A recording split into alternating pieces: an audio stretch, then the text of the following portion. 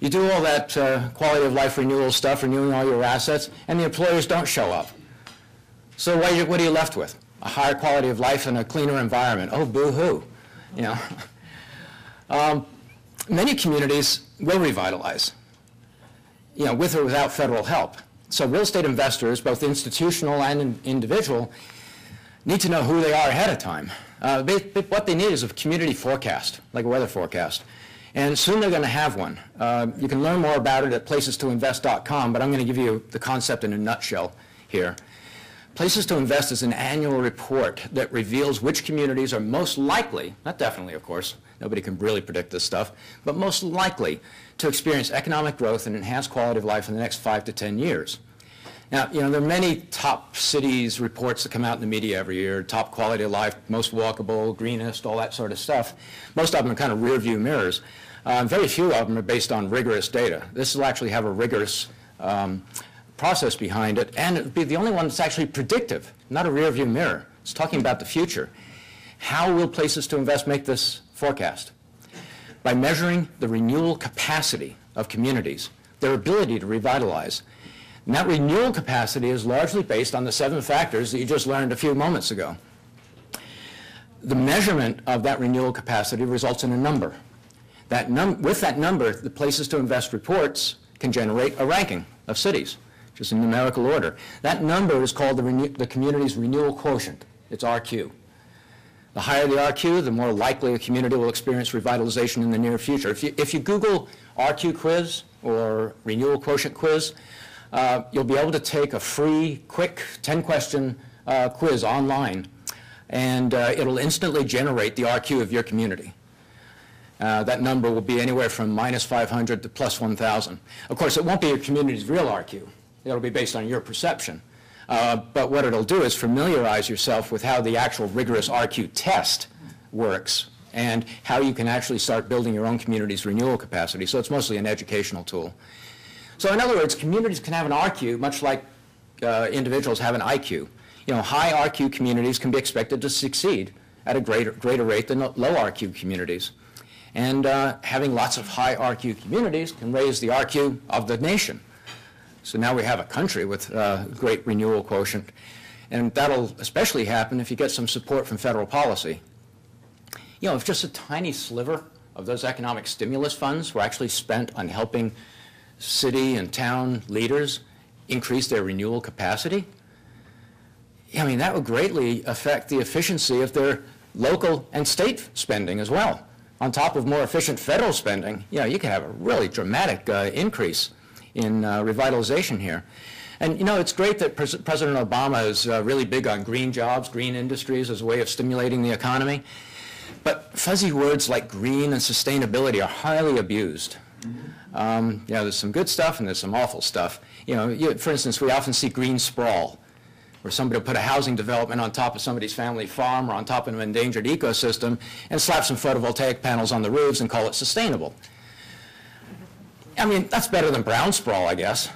But what they're really doing is more like creating a healthier form of cancer instead of creating a cure.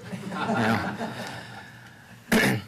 Sustainable development and green development are valuable dialogue tools. You know, definitely the dialogues we need to have in order to move us in the right direction.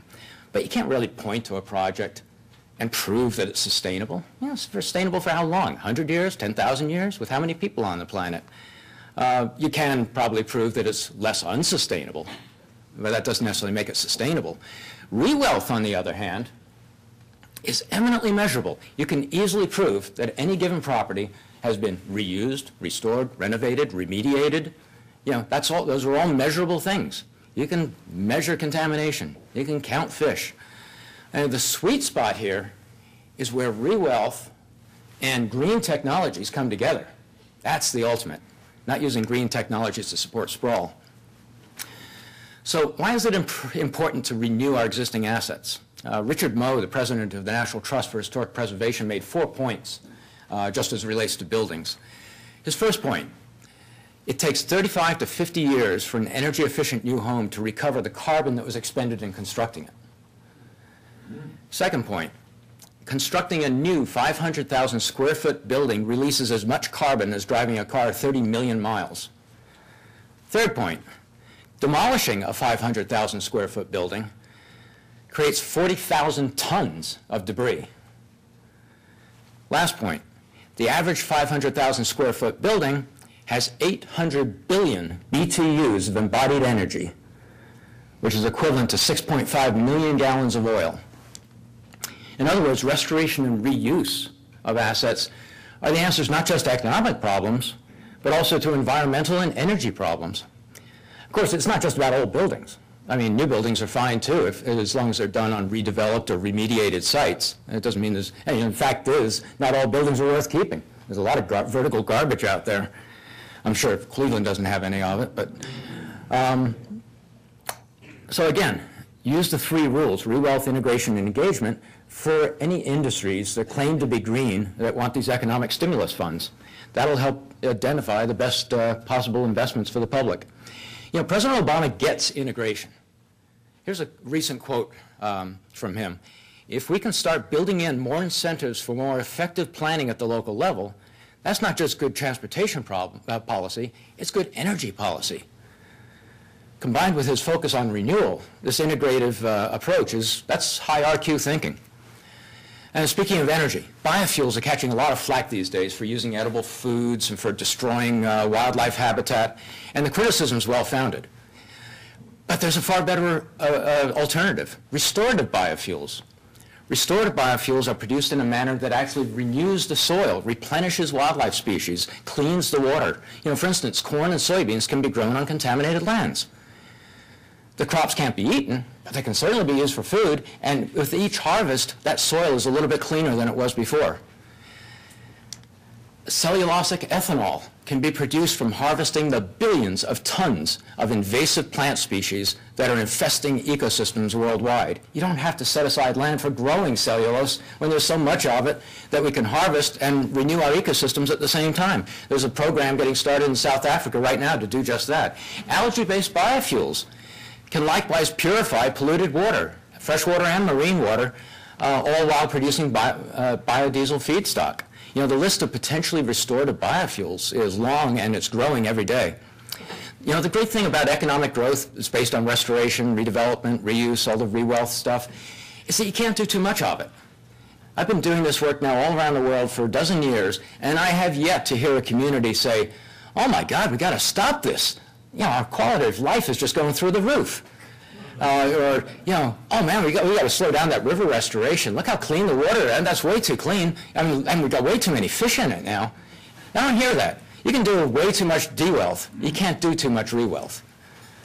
People never get too revitalized. No matter how good condition a city's in, they always want more. They always want higher quality of life and more jobs. You know, I'd love to see Cleveland become the Silicon Valley of this $2 trillion a year global restoration economy, because it's got no center. $2 trillion industry with no center. You've got a wealth of restorable assets here, you know, brownfields, vacant historic buildings. You've got the Great Lakes, one of the world's premier restorable assets. But many, you know, there are many cities that have a good inventory of restorable assets, especially here in the Rust Belt. But Cleveland also has a history of restorative leadership. You know, Cleveland and Northeast Ohio in general are actually well positioned to become a leader of this global restoration economy, which is tapping a $100 trillion inventory of restorable assets. You know, for instance, Cleveland's burning Cuyahoga River in 1969 kicked off the whole U.S., helped kick off the U.S. environmental movement. But you've been doing a great job of restoring the Cuyahoga since then. And that helps position you as a leader in the global river restoration industry. And if you've never heard of that, it's not small stuff. You know, just a little country of South Korea recently announced a $17.8 billion national river restoration program. That's just South Korea. So this is an industry that you can really profit from. You know, Cleveland has magnificently revitalized several formerly decrepit neighborhoods. You know, East 4th Street, Theater District, University Circle, the Gordon Square Arts District, and whose leader is right here in the room. So the key to becoming the Silicon Valley of this global restoration economy is going to be enhancing Cleveland's renewal capacity to take advantage of everything that you've already done.